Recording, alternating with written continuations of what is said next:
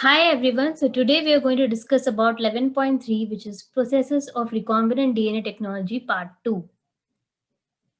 So here you can see there is a plasmid DNA which has the ampicillin resistant gene. So the green color exhibits ampicillin resistant gene. So plasmid DNA resistant to antibiotic ampicillin due to the ampicillin resistant gene.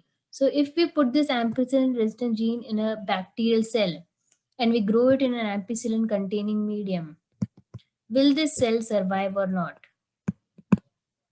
The answer is the cell will survive. This particular cell will grow because it has an ampicillin resistant gene in their plasmid DNA.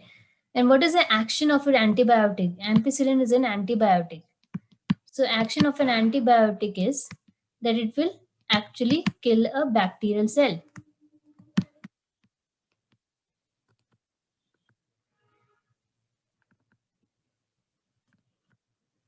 So in this case, it will not be able, the ampicillin will not be able to kill the bacterial cell because it has an ampicillin resistant gene.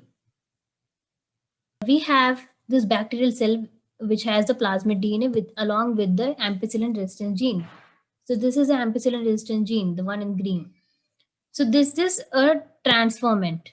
What is the difference between a transformant and non-transformant? This is a transformant cell, which whatever cell that has a plasmid DNA is referred to as a transformant cell. And here it is referred to as a non-transformant. Why? Because it does not have the plasmid DNA. So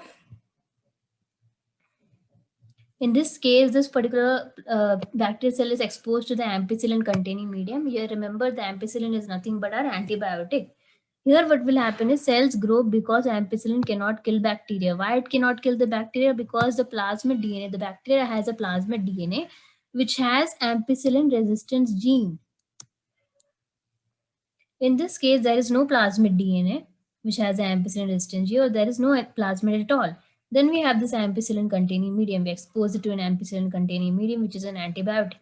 Now what will happen is cells die because ampicillin kill the bacteria. So in this case, cells will die because there is no plasmid, or there is no plasmid that has an ampicillin containing medium. Insertion of recombinant DNA into this host cell or organism. So whatever I've explained in this diagram is being put into a text. So if a recombinant DNA bearing gene for resistance to an antibiotic, for example, ampicillin is transferred into an E. coli cells, the host cells become transformed into ampicillin resistant cells. So if we incorporate this ampicillin containing the plasmid DNA containing the ampicillin resistance into a bacterial cell, so we have the bacterial cell, and we have this particular plasmid DNA which has the ampicillin resistance gene. What will happen? These are also referred to as the ampicillin resistant cell.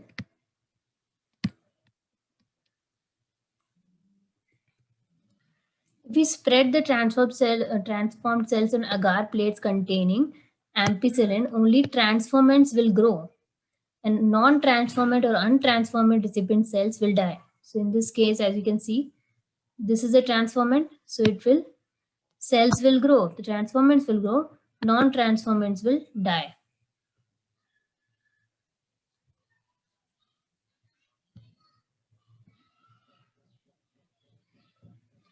And since due to ampicillin resistant gene, one is able to select a transformed cell in the presence of ampicillin. So we can use ampicillin to only grow transformed cells. The ampicillin resistant gene in this case is called a selectable marker. So in this case, this ampicillin resistant gene, as you can see, is nothing but a selectable marker.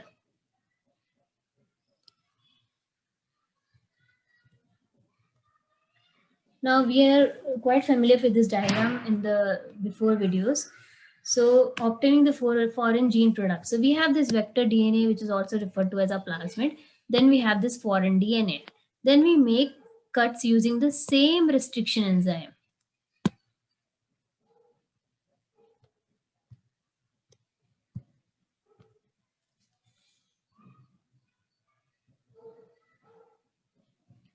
So we are making cut using the same restriction enzyme in both the cases, in foreign DNA as well as in the vector DNA. Then we have this particular fragment of a foreign DNA and we have the vector DNA which is cut. We'll put this foreign DNA into the vector DNA with the help of DNA ligase, which will glue them together. And then after that, we'll introduce this DNA into the host cells where the cells will divide as well as the plasmid DNA will also divide. So in this case, we're actually increasing the amount of DNA by increasing the amount of cells. Why do we need bioreactors? You just need to understand one thing, that DNA, about the central dogma is DNA gets converted into RNA and RNA gets converted into protein. In the earlier case,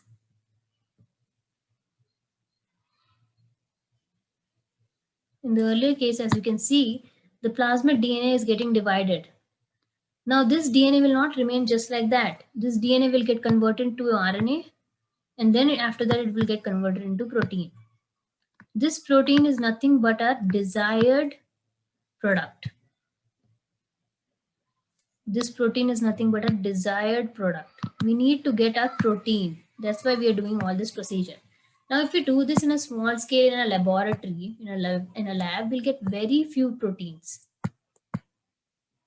The quantity of protein will be very few, and that's why we need a bioreactor. Okay, so our desired product is protein, which is expressed by the DNA. Our aim is to get the protein. So DNA gets converted to protein ultimately, which is our desired product. This is done in small scale in the laboratory. So we need to scale up. In order to scale up, we need bioreactors. Our desired protein will double and will be produced in many quantities. So basically we have this bioreactor, which is a large bioreactor, which actually incorporates 100 to 1000 liters of our liquid medium. So on one side we'll have the used medium and the one side will have our used medium. For example, if this is the used medium, can be taken out from this port, and then fresh medium will be taken out, will be incorporated and introduced into this port. So fresh medium will be introduced here and used medium will be taken out. So the used medium is drained out from one side while the fresh medium is added from the other to maintain the cells in their physiologically most active log exponential phase. So if you know about log exponential phase, in this phase the microbes actually grow in the exponentially. They grow in increasing amounts. This type of culturing method produces large biomass, leading to high yields of desired protein. So if we use a bioreactor, we have abundant or high amounts of protein. That is our goal, to have abundant amount of protein. That's why we need bioreactors. The small volume cultures cannot yield appreciable quantities of products. So if we do it in a small laboratory scale culture, then we'll have very few proteins. Whereas to produce in large quantities, the development of bioreactors where large volumes, 100 to 1000 liters of culture can be processed, was required. Thus, bioreactors can be thought of as vessels in which raw materials are biologically converted into specific products. So we have this particular bioreactor when we incorporate raw materials into it, which later get converted into products. These products are nothing but our proteins, desired protein. A bioreactor provides the optimal conditions. So we have optimal conditions in a bioreactor. We have pH, which is maintained. We have temperature, which is maintained. And we have salt, vitamins, and all, oxygen, O2, substrate. Everything is actually maintained in a bioreactor. So we provide optimal conditions. The most commonly used bioreactor are of stirring type. Now, what is a stirring type bioreactor? This is a stirring type bioreactor. Okay, this particular diagram is very important. It came in my exam, so please study this. It's very important. So we have the stirred tank bioreactor and then we have sparged bioreactor. So you need to understand the parts of the bioreactor. Consists of motor, foam breaker, impeller, which is used for agitation, culture broth, sterile air, steam for sterilization, acid base for pH control. Then we have for sparge, we have increased surface area for oxygen transfer, so oxygen can transfer because in these empty spaces. Then we have entrainment, gas entrainment, and bubbles dramatically increase the oxygen transfer area. So all of this you need to remember. So what are the components of a bioreactor? As you can see in the earlier videos, sorry, in the earlier slide, as you can see, this is a flat blade impeller. What does it do? It agitates, it actually creates a lot of motion so that the culture can actually move. So that is the action of an agitator system.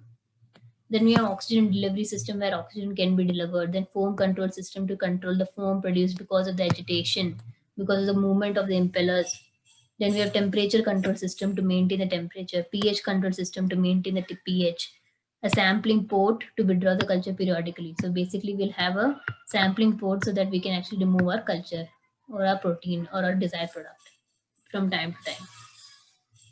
Now, a stir-time reactor is usually cylindrical. So as you can see, it is cylindrical or curved base is there, or with a curved base to facilitate the mixing of the reactor contents. A stirrer facilitates. So here we have the stirrer.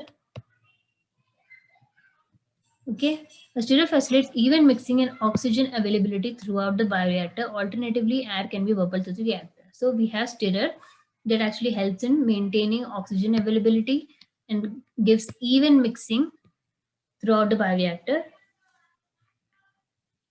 Now we'll look into downstream processing. So downstream processing includes separation and purification. So there are industries, for example, if you go to a jam industry or in a juice industry, what will they do is they produce the jam, and in the end they will add something referred to as a preservatives. These preservatives are done or added so that the jam or the juice is in stable condition.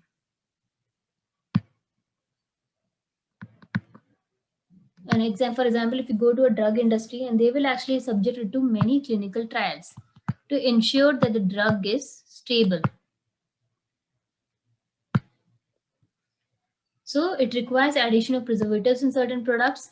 In case of drugs, drugs must be subjected to clinical trials.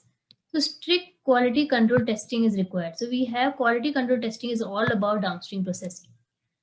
So downstream processing and quality testing vary from each product to product. For example, if it is a jam industry or a juice industry, we add preservatives to maintain the stable condition of the product. In case of drugs, we do clinical trials to maintain its stability. That is how we do downstream processing. Thank you for watching my video. If you like my video, please share and subscribe. And if you have any doubts, you can mention them in the comments down below. Thank you.